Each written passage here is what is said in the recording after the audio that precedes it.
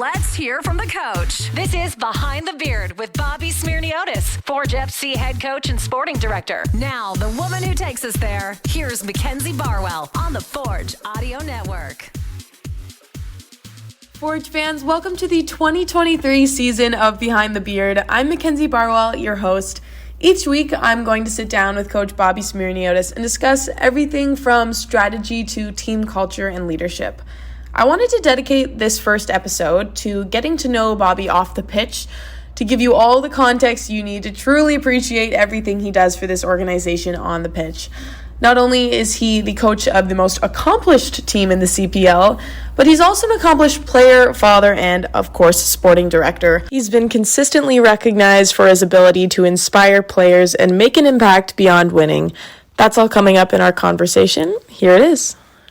All right, Bobby, thank you so much for joining me. I'm lucky enough to have the opportunity to sit down and kind of get the inside scoop and chat with you. But before anything else, because it's the name of the show, I want to know the story behind the beard. Okay, I did my research. I looked at photos of you when you first started with the team, and it wasn't there.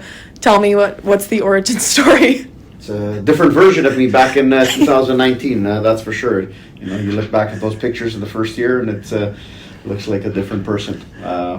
2020 was a little bit different in the world. A lot of things changed. We all got closed up in our homes and tried to make life a little bit interesting. I've got two young boys, and I'd gone a couple of weeks without shaving, and they kind of said, hey, why not grow a beard?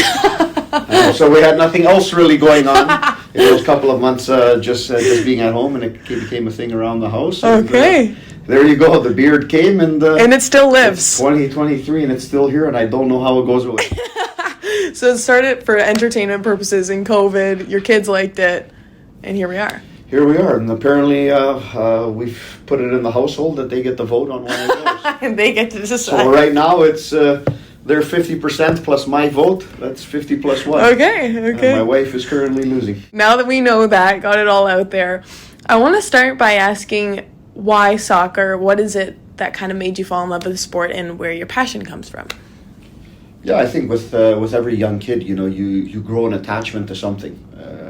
As young kids, you have cartoons, you have playing cards, you have all these little toys that you play with, and then something comes along that really sparks things. For me, as a young kid, it was football. A little bit of passion within my family.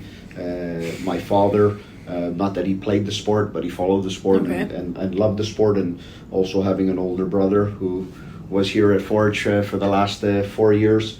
As our director of football now has moved off to the league, and watching him play, I think I spent a lot of times around the pitch and just in a backyard playing, and it became infectious from a young age, and it's something that from a young age, like a lot of kids dream of. You wanted to do this the rest of your life, and here I am, figure out a way to do it. I can absolutely resonate with that kind of fixation that you're talking about. I think it was cool too. I watched an interview with you, and you were talking about how anyone can play the sport. You just need a ball. You don't even need shoes. So I think that's definitely a testament to how the sport itself can affect everyone. Can you tell us a little bit about your background in coaching and how you specifically got to Forge? Yeah, so just a quick thing. From a young age, I really liked the tactics behind the game. So I didn't only watch games or playing games just for the excitement of them, but I really always wanted to understand why and then how things were done. I got into coaching at a very young age. My early 20s, I stopped playing the game very early, and saw a path in coaching and took it. Worked a lot on the youth development side, as many people know, especially here in Canada with the Youth Academy Sigma, and through the successes of that academy, I was approached by our owner and our owners and CEO Scott Mitchell and Bob Young to come take on this project, and here we are in our 5th year, and it's been pretty successful. Obviously, the CPL being a new and still up and coming league, what kind of opportunities do you think that this league has brought to coaches in Canada? Yeah, I think it's massive. When you look before this league, there's not many positions at the professional level. There were 3. Now, along with the 8 teams here, there's 11, along with all the different things. But it really gives a a Canadian coach an opportunity to test themselves. And the beauty about the CPL, and having started back in 2019, going back to 2018, I was really given a blank slate. So you were able to take all these ideas you have about the game that you were working with at the youth level, that you always thought about that you could do at the professional level, right. And put them to use and see if they actually work. See if it translates from the kids to the pros. And that's been the beauty of what I've been able to do here at Forge, along with the staff and all the players. We've been able to take our ideas and put them down on the pitch and see if they work within the Canadian Premier League, within the CONCACAF region, and even in top competitions in our continent. And I think, you always want to ask for more, but in the first 4 years, we've done a lot with those ideas.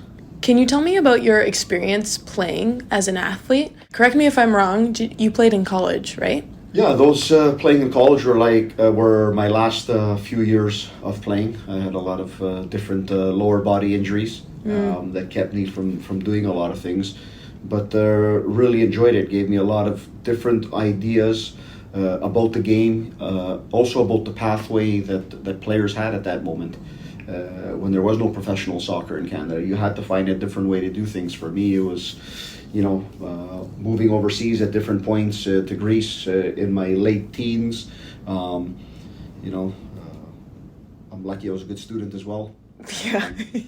So use that into playing also at the collegiate level, and I think that gave me a very good outlook on when I started working with youth, on making sure that there was a lot of avenues open for players. It was always important for me that it was about allowing players to keep on playing the game past youth, so past the age of 18. How are we able to do that in North America?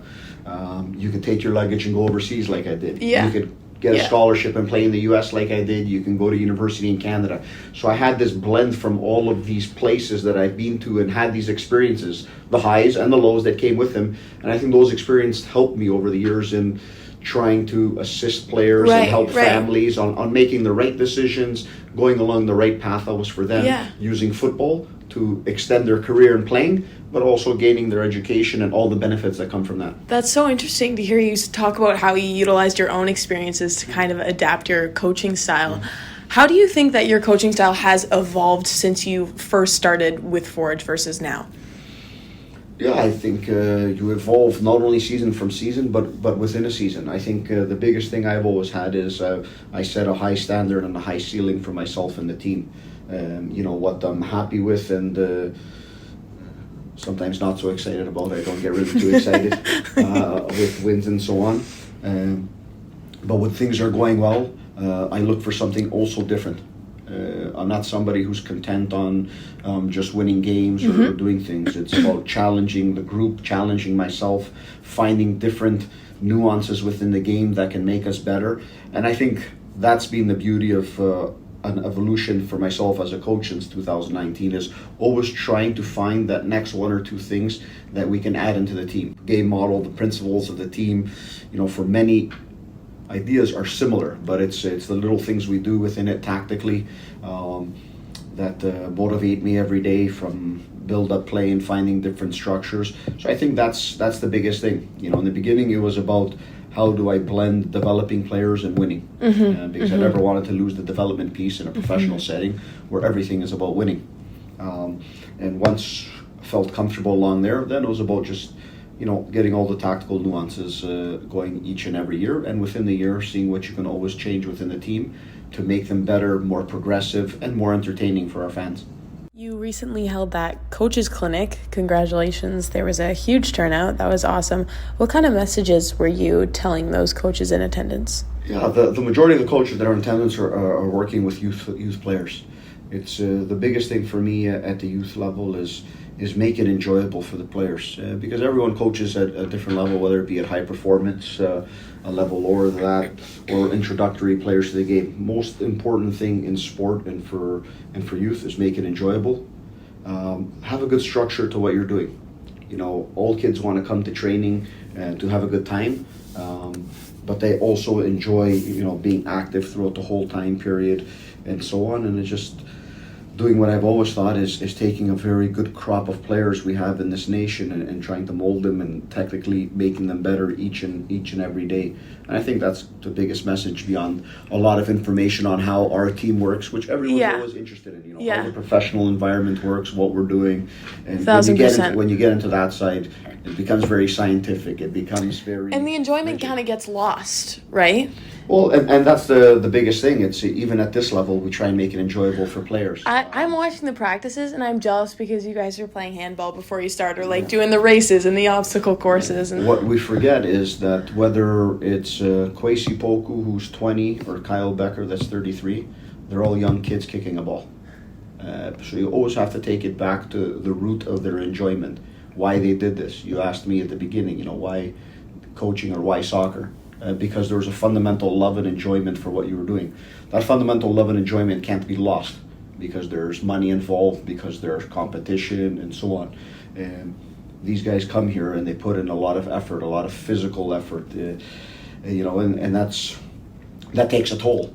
But it has to be enjoyable the majority of the time they're coming in. Even on the days that they're tired, you have to find a way to bring a spark in them. So it's no different when you're 9, when you're 15, when you're 20, or when you're 30. You want to be competitive, you want to get better, you want to develop, and you also need to enjoy it. You need to keep that consistent throughout. Wow, I think I'm gonna call it there. Thank you so much for having this conversation with me. No problem. Thank you very much. This has been Behind the Beard with Mackenzie Barwell and Bobby Smyrniotis. If you like what you heard, please like, follow, subscribe, comment, and share.